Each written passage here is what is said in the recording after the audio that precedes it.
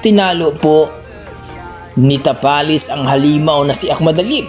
Kaya mga idol, marami nagsasabi na may pag-asa itong si Marlon Tapalis na matalo ito si Naoya Inoue, ang monster kuno ng Japan, sapagkat itong si Marlon Ahmad Alib ay tinalo niya nung nakarang laban nila.